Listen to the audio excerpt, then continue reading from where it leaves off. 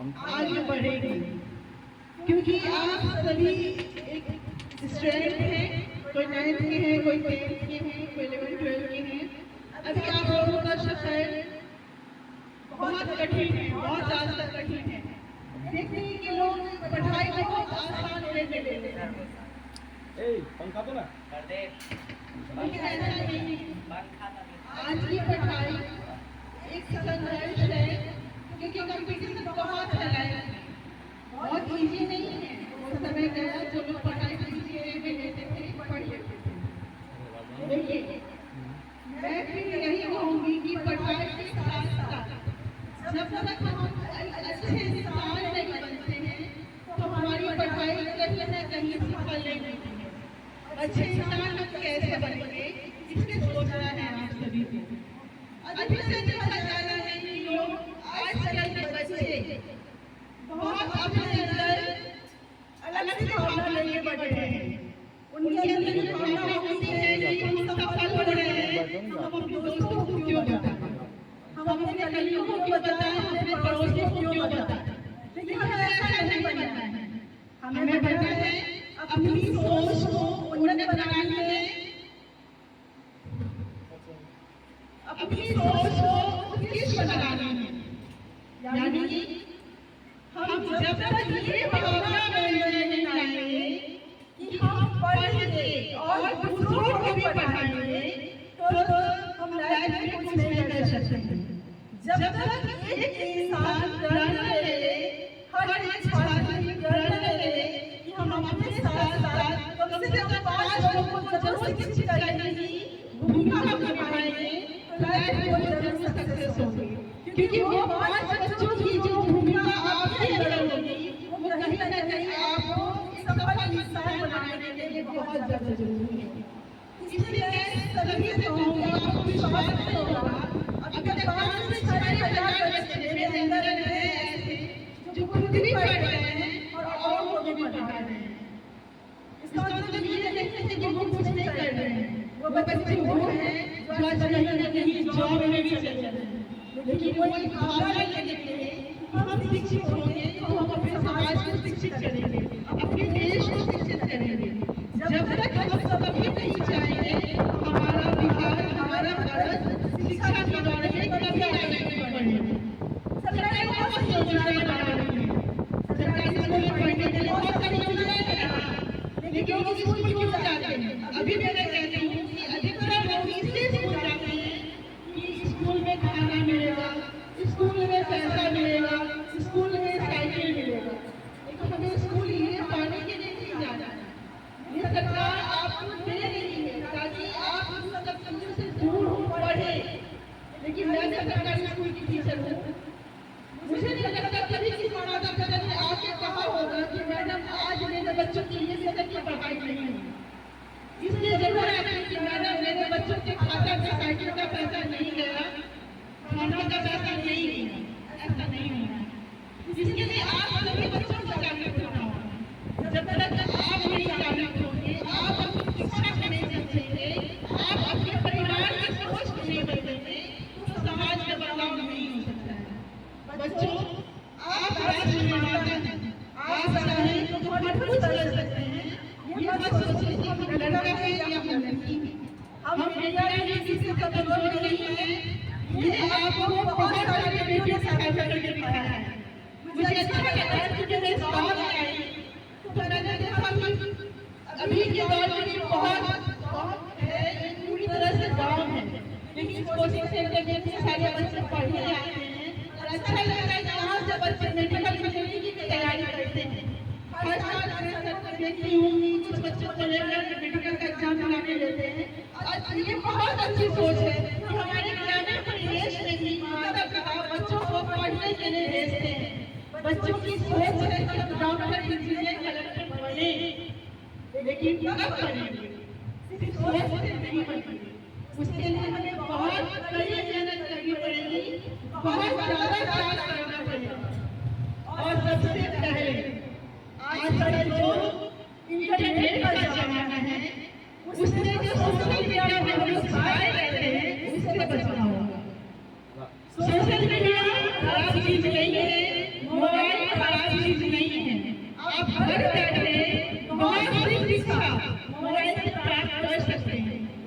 बच्चे वो नहीं करते।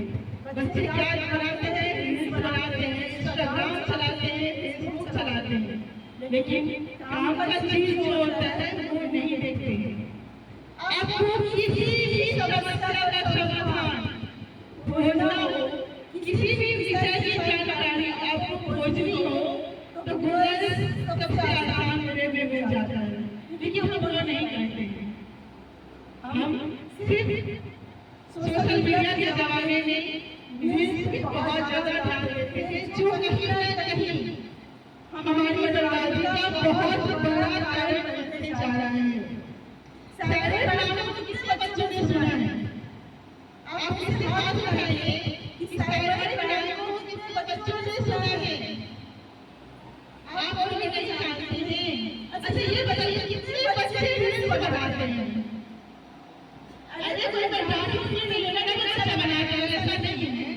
कितने बच्चे इंस्टाग्राम फॉलो करते हैं, रील्स बनाते हैं?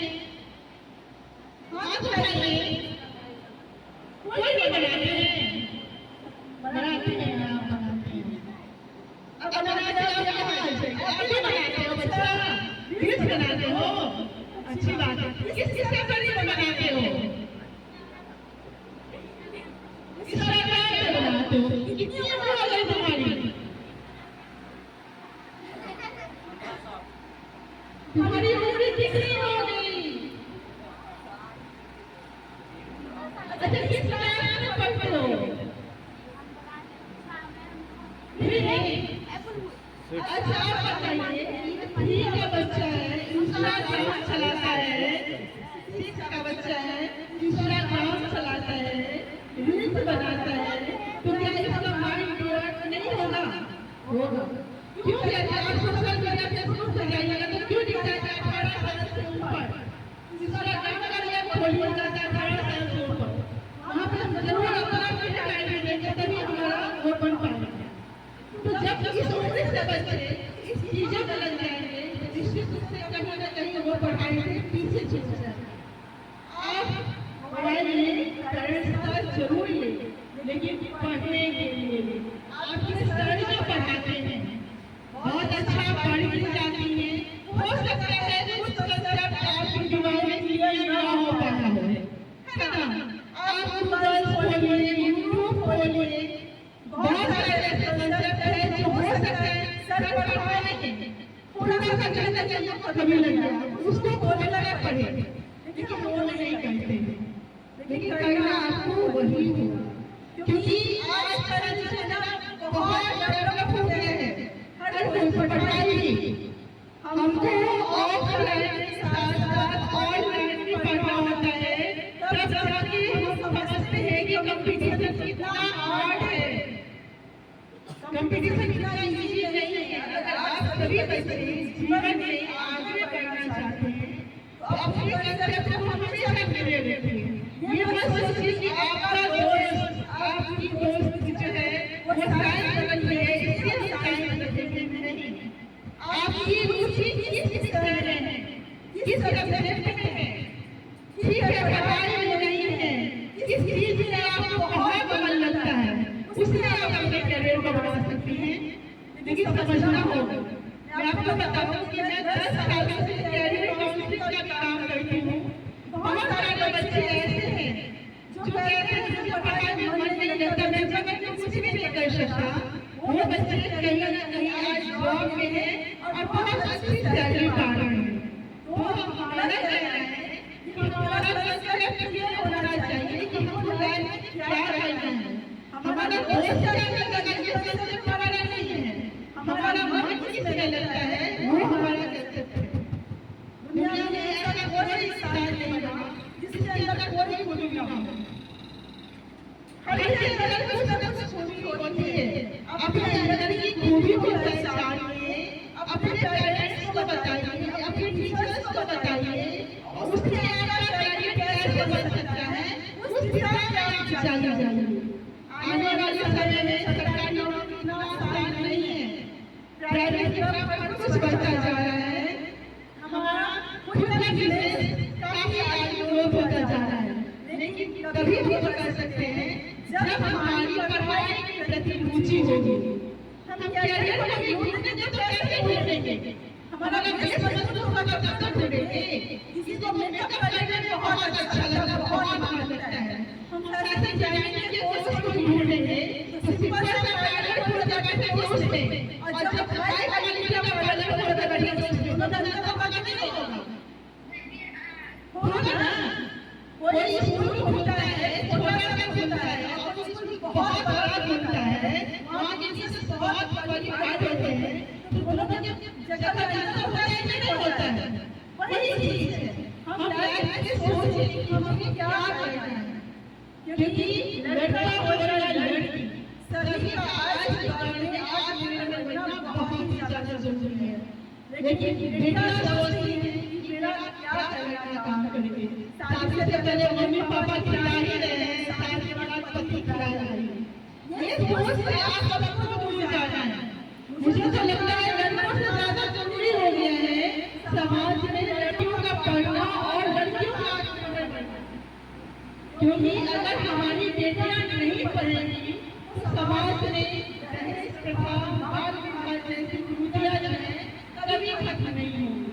हम पढ़ेंगे, हम समझेंगे, हम सबक बनेंगे, और अगर हमारे पेरेंट्स हमारे बाल बाल की बात करेंगे तो निश्चित रूप से हम पीछे रहेंगे। हम मजबूर नहीं हो सकती है उस तस्वीरें कि मेरे माता का पिता मेरा बाल विवाह कर दे, लेकिन इसके लिए क्या करना है? पढ़ना होगा, पढ़ाई की तरफ ध्यान आपको बढ़ाना होगा। और सबसे दूसरी बात, सरकार आज बहुत बड़ी कार्य करता है बाल विवाह, दहेज प्रथा। आप लोग सुनते होंगे, सुनते हैं ना? दहेज आजकल कंट्री कॉमन, दहेज प्रथा काफी ज्यादा है, हर सोसाइटी में बहुत ज्यादा है। लेकिन आप वहाँ भी देखी होगी जहाँ लड़कियाँ पढ़ लिख के अपने पैरों पे खड़ी हैं, वहाँ दहेज की बात बहुत बड़ी होने लगी है। लड़कियाँ बना करती हैं कि अगर ये लड़का दहेज मांगा है तो उसके घर में शादी भी नहीं करेंगे। तो हम कब बोल सकते हैं? जब हम खुद आत्मनिर्भर होंगे तभी हमारे पेरेंट्स हमारी बात सुनेंगे। ये सिर्फ लड़कियों के लिए नहीं कह रही हूँ, मैं सिर्फ लड़कियों के लिए कह रही हूँ कि आपकी बहनें भी आपकी बहनें हैं, आपके बहुत सारे रिलेटिव हैं। अगर आपके माता पिता आपकी बहनों को, आपकी भतीजी को, आपकी बहनों को नहीं पढ़ाना देना चाहते हैं, आप बताइए कि उनका पढ़ना क्यों जरूरी है? ये माता पिता की बातों की तुलना करना नहीं है, बल्कि समाज में हम बेटियों के अस्तित्व को बचाने के लिए जरूरी है। समझ आ रही है मेरी बात कि नहीं आ रही है? इसके लिए हम सभी को पूरा गोल बनाना पड़ेगा। ठीक है, हम माता पिता की बात को मानेंगे, लेकिन जहाँ बात हमारे हक की, हमारे स्वाभिमान की, हमारे आत्मसम्मान की होगी, वहाँ कहीं न कहीं हमको आगे बढ़ना होगा। अपने माता पिता को भी समझाना होगा कि अगर आप ऐसा करते हैं तो क्या हो सकता है हमारे साथ। ये तभी हो सकता है जब आप खुद को समझेंगे। जब तक आप खुद को नहीं समझेंगे आप किसी को नहीं समझा सकती हैं। जब तक आप खुद ही नहीं समझ रही होंगी कोई आपको खड़ा नहीं होगा। इस बात को हमेशा सीखिए।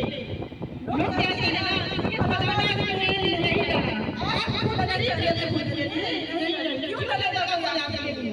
हमें अपने हक के लिए खुद पहले आवाज उठानी पड़ती है। जिस दिन हम अपने लिए आवाज उठाना शुरू करेंगे तो हमें इस समाज में वो स्थान, वो जगह जरूर मिलेगा। समय बदल गया, सोच बदल गई। पहले किसी बच्चा बच्चा पढ़ने के लिए निकलती थी, बहुत आपकी बात बहुत कम निकलती होगी, लेकिन आज आपके माता पिता आपको पढ़ने भेज रहे हैं। मुझे लगता है आपके गाँव में 100% बच्चा पढ़ने नहीं आ रहे होंगे। आपको उनको जागरूक करना होगा, वैसे पेरेंट्स को जागरूक करना होगा जो अपने बच्चों को नहीं पढ़ाते हैं, जो अपने बच्चों को नहीं पढ़ाते हैं, तभी जाके समाज में आप अपने आप को साबित कर पाएंगे। आपने शिक्षा ग्रहण किया तो आपने क्या सीखा? आपने समाज में दूसरों की जिंदगी को कैसे बचाया जाए उसको सीखा है। हम डॉक्टर बन जाए, हमारा पूरा गाँव साफ है, ऐसी शिक्षा का क्या? ऐसी शिक्षा का कुछ नहीं, इस गांव के डॉक्टरों को बातें मुखा छाप कैसी शिक्षा है, डर होता है जब हमारे घर में हमारे समाज में हमारे मोहल्ले में कोई आदमी आता है तो इस मोहल्ले से कितने डॉक्टर कितने इंजीनियर कितने बिजनेसमैन हैं, है ना। हमारे गांव में हर घर की बेटियां काम कर रही हैं, तब हमको जाके अपने गांव में गर्व होता है। होता है नहीं होता है, हम सीमा को कह सकते हैं कि हमारे गांव में हर घर की बेटियां हर घर की लड़की कहीं ना कहीं अपने आप को साबित कर चुके हैं। तो कहीं जाके हमारा गांव हम बिहार में हर एक स्थान लाता है। अगर हर लोग यही सोचते तो क्या बिहार हमारा कभी पीछे रहेगा शिक्षा क्षेत्र में? नहीं रहेगा। सरकार योजनाएं चलाती है, सरकार बहुत सारी योजनाएं चलाती है, लेकिन मेरा मानना है कि ये योजनाएं तभी सफल होंगी जब हम सोचेंगे। जब तक हम आम जनता नहीं सोचेंगे, हम बच्चे नहीं सोचेंगे कि हमको क्या करना है, तब तक सरकार की सारी योजनाएं धरी की धरी रह जाएंगी। इसके लिए हमको खुद सोचना होगा। हमको पढ़ाई इसलिए नहीं करनी है कि हमको साइकिल का पैसा मिलेगा, पढ़ाई इसलिए नहीं करनी है कि हमको खाना मिलेगा, पढ़ाई इसलिए नहीं करनी है कि हमको ड्रेस मिलेगा, पढ़ाई इसलिए करनी है कि हमको समाज में अपना स्थान चाहिए, अपना स्थिति चाहिए, अपना सम्मान चाहिए, अपना स्वाभिमान चाहिए। हमको इसलिए पढ़ना है, सब कुछ इसलिए करना है। ये साइकिल का पैसा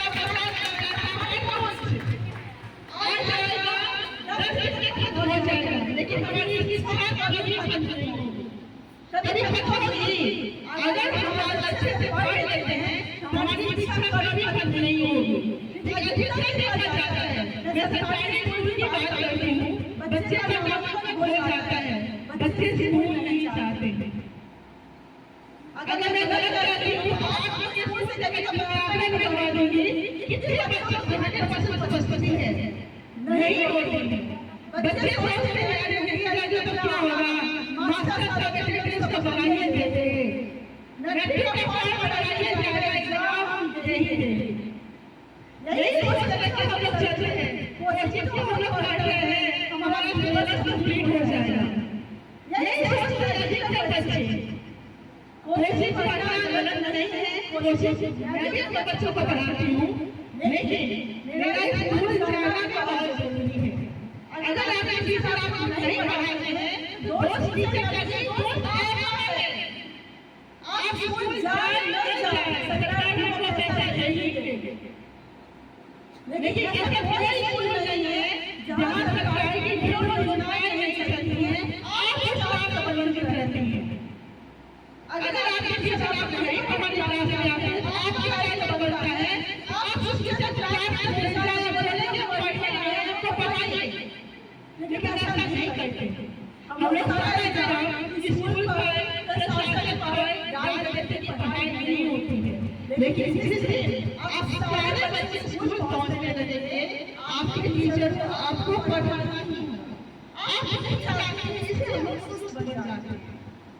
आपको पता नहीं होता कि सरकार ने आपकी शिक्षा के अलावा आपकी सर्वांगीण विकास कैसे होगा, इसके लिए ढेरों प्राइवेट विद्यालय में चलते हैं जिसकी जानकारी आपको नहीं होगी, नहीं होगी, मैं जानती हूँ। ढेरों प्राइवेट सरकारी चलते हैं, ढेरों कंपटीशन होते हैं, ढेरों कंपटीशन होते हैं, ढेरों बहुत सारी चीजें होती हैं जिससे आप वंचित रहते हैं, क्योंकि आप स्कूल नहीं जाते हैं। आप स्कूल जाने लगे तो आज मैं 10 साल की जॉब के बाद आपकी जॉब पाई हूँ। आप प्रतिदिन स्कूल जाएंगे, स्कूल जैसी बहुत सारी योजनाएं हैं जहाँ आप सीधे वहाँ सकते करा सकते हैं, लेकिन ऐसा नहीं करते। अभी हाल में परीक्षा में चल रहा है तो आप सुनते होंगे, सुने नहीं? प्रधानमंत्री जी का जो कार्यक्रम चल रहा है सब चर्चा नहीं सुने, स्कूल में जाएंगे तो कैसे सुनेंगे? ये कार्यक्रम ऐसा होता है जहाँ बच्चे भाग लेते हैं, उनका प्रधानमंत्री से मिलना यूँ आसान हो जाता है। इस तरह से स्कूल में बच्चे पढ़ने लग गए थे, कितनी सारी फैसिलिटी होती है बच्चों को जाना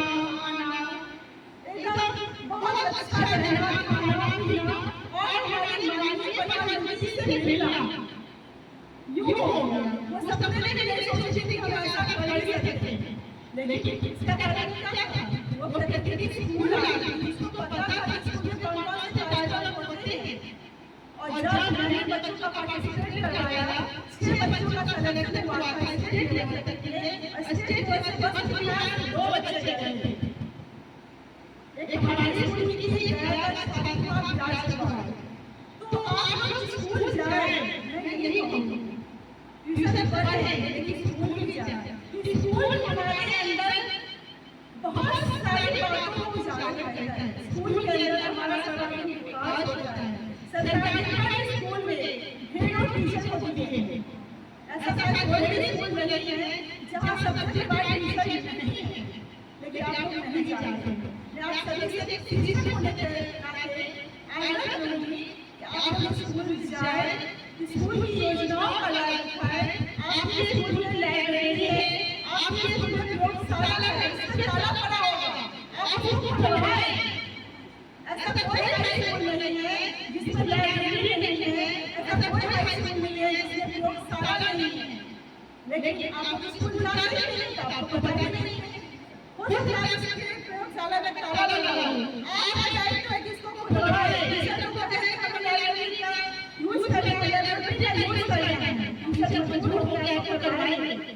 रोज हो सकता है आपको मेहनत करनी पड़ेगी, लेकिन मेहनत आपको ही करनी पड़ेगी। हम फिर यही करेंगे, जब तक आप नहीं चाहेंगे कुछ भी नहीं बदल सकता है। आप चाहेंगे सब कुछ बदल सकते हैं, शिक्षा व्यवस्था को बदल सकते हैं। शिक्षा व्यवस्था तभी बदलता है जब स्कूल में बच्चे पहुंचते हैं।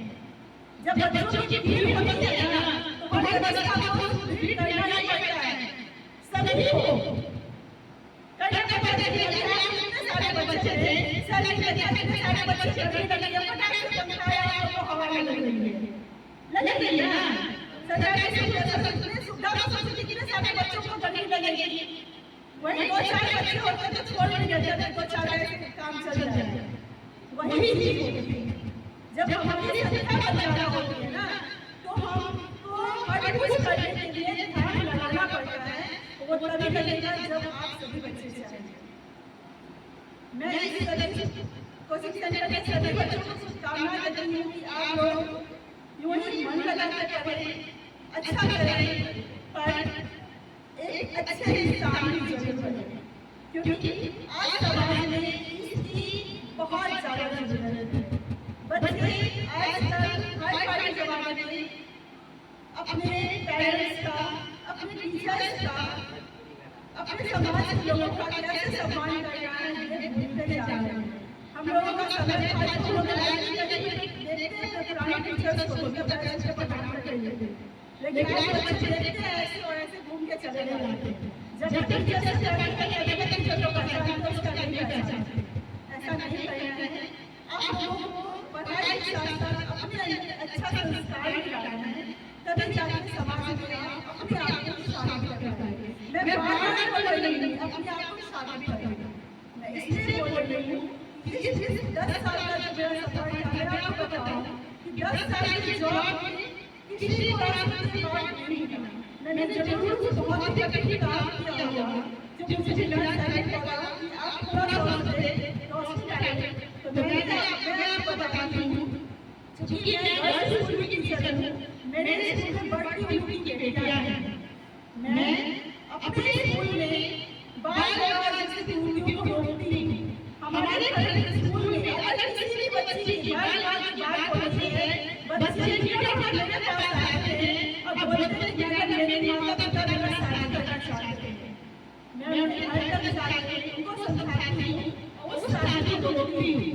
मुझे किसी प्रकार की जरूरत नहीं पड़ी, लेकिन मेरे स्कूल की हर बच्चों के पास हर एक हेल्पलाइन नंबर है जो मुझे जरूरी है। जगह-जगह मैंने स्कूल में हेल्पलाइन नंबर लगाया हुआ है, बच्चों को मैंने बताया हुआ है। आपको किसी हेल्पलाइन की जरूरत इस समय होनी चाहिए। दूसरी बात है, मैं पढ़ाई के साथ-साथ प्रोजेक्ट बेस्ड लर्निंग को महत्व देती हूँ, क्योंकि आप देखते होंगे कि प्राइवेट स्कूल कितने होते हैं, वहाँ पर बच्चों की छुट्टी भी है, तो जितना भी प्रोजेक्ट मिलता है सब प्रोजेक्ट बेस्ट मिलता है। बच्चों को क्या होता है, उसमें मन लगता है। जब प्रोजेक्ट बनाने को बैठते हैं उनको सहारा लेना पड़ता है, वर्ष का यूट्यूब का टेस्ट का किताब का। इसलिए हम जब एक प्रोजेक्ट को बनाते हैं फिर वो ज्ञान को प्राप्त करते हैं। इस तरह से नया प्रोजेक्ट बनेगा तो वो ज्ञान उस सब्जेक्ट तक हमारे पास ज्यादा बढ़ता है। इसलिए मैं प्रोजेक्ट बेस्ट पढ़ाती हूँ। ऐसा नहीं होता है कि साइंस में प्रोजेक्ट बनते हैं, आर्ट्स में बनते हैं। मैं आपको बताऊँ कि मैं प्लस टू हिस्ट्री की टीचर हूँ तो मेरा सब्जेक्ट आर्ट्स में प्रोजेक्ट बनते हैं। तीसरा है जागरूकता। हमारे यहाँ कैसे समाज में एक जागरूकता को लेकर चले।